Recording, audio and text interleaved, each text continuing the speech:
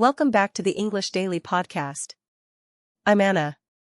And I'm Jake. Today we're talking about the science of habit building, or how small actions can become automatic parts of our daily lives. This is useful for English learners because good habits can make learning feel easier and more natural. Exactly. Maybe you want to read in English every day, exercise more, or stop checking your phone so often. Many people begin with great energy, but after a week, the new plan disappears.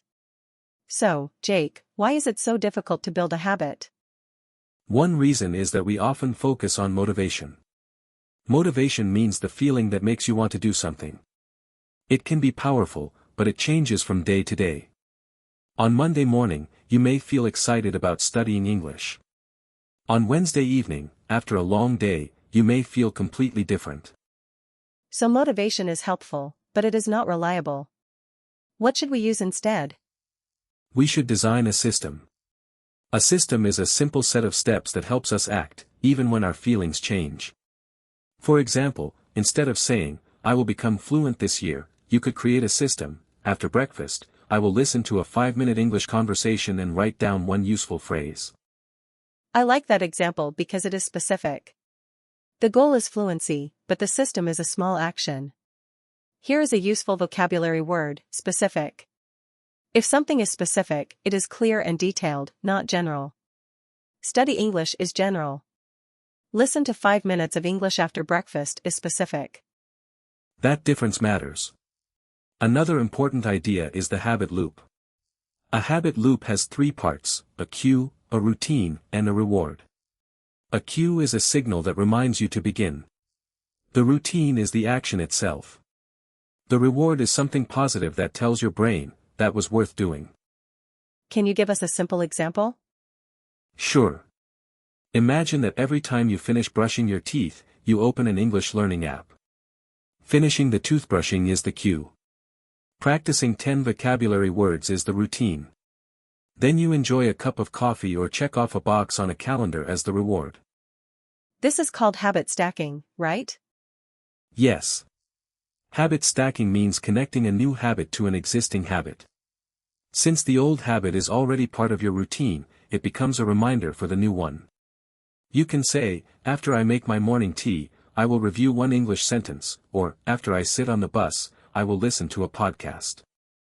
The phrase "after I" is very useful for making a plan. Notice that we use the present simple after in this kind of routine. After I finish work, I will read.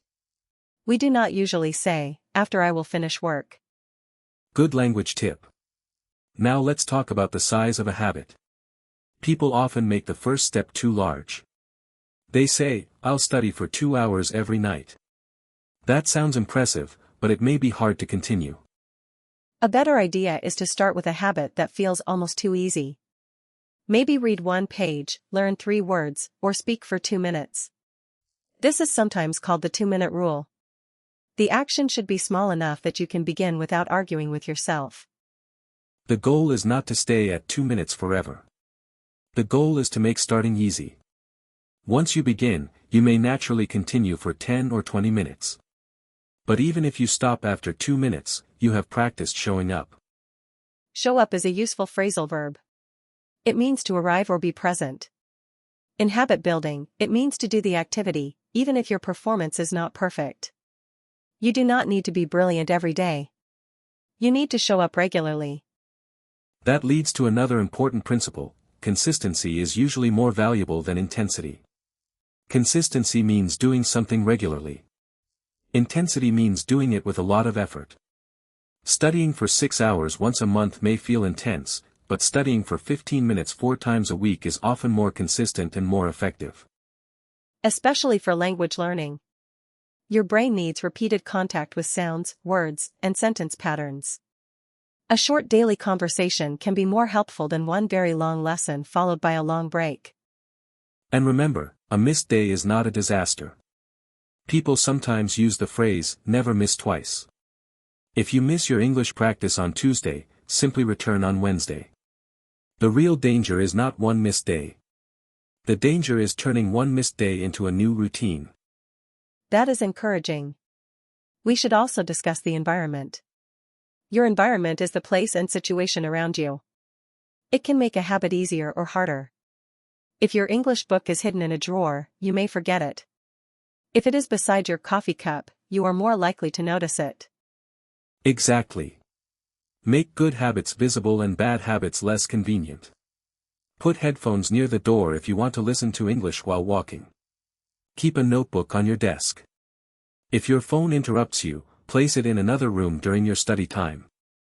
Convenient means easy to do or easy to use. Inconvenient means difficult because it requires extra time or effort. We can make learning convenient by preparing everything in advance.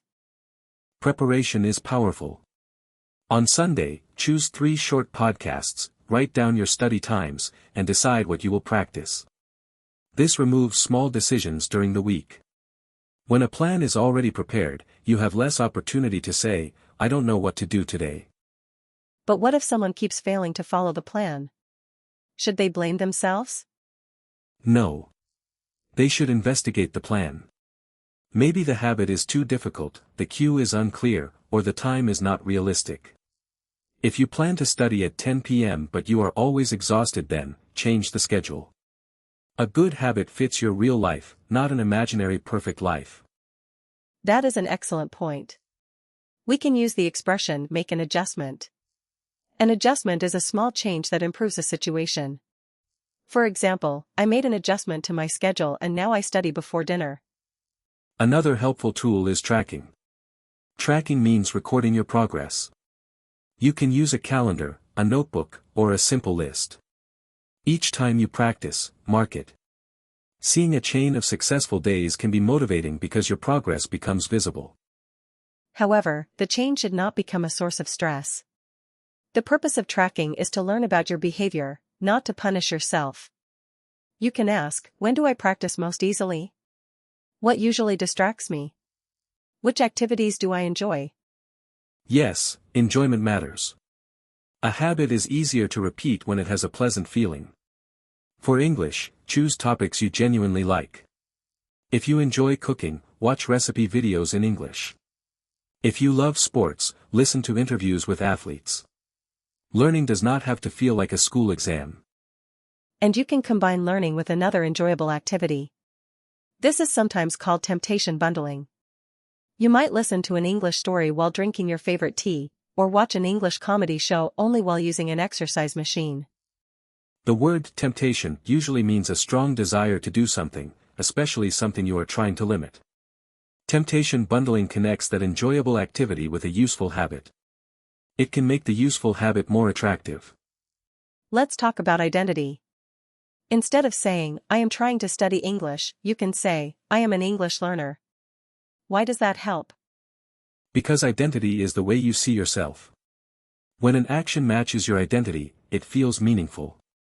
An English learner reads, listens, asks questions, and makes mistakes. You do not need to wait until you are fluent to use that identity. Every small practice session is evidence that you are becoming that person. I like the word evidence. Evidence is information that shows something is true. If you practice for 10 minutes today, that is evidence that you are building a learning habit. And mistakes are evidence too. They show you are using the language actively. Many learners avoid speaking because they want every sentence to be perfect. But perfection is not a useful starting point. Communication is the goal, and mistakes are part of the path. Here is a practical challenge for our listeners. Choose one English habit and make it tiny. For example, after lunch, I will read one paragraph aloud. Then prepare the environment by putting the text where you can see it. Next, choose a reward. You could mark your calendar, tell a friend, or simply say, good job, I practiced today.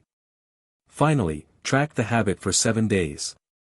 At the end of the week, do not ask only, did I succeed? Ask, what did I learn about my routine? That question changes everything. A habit is not a test that you pass or fail. It is an experiment. You try a plan, observe the results, and improve the plan. Let's recap. First, do not depend completely on motivation. Build a system with a clear cue, a small routine, and a positive reward. Second, use habit stacking by connecting a new action to something you already do. Third, start small and focus on consistency rather than intensity. Fourth, shape your environment, make good habits visible and convenient. Fifth, track your progress, but treat the record as information, not judgment. And finally, think about identity. You are not waiting to become an English learner. If you practice today, you are already acting like one. Small actions repeated over time can create impressive results. Thank you for listening to the English Daily Podcast. We hope you learned useful ideas and useful English today. Choose one tiny habit, connect it to your routine, and begin before the day ends. If you enjoyed this episode, subscribe to the English Daily Podcast, share it with another English learner, and come back for our next conversation. Keep practicing, keep showing up, and we'll talk to you soon.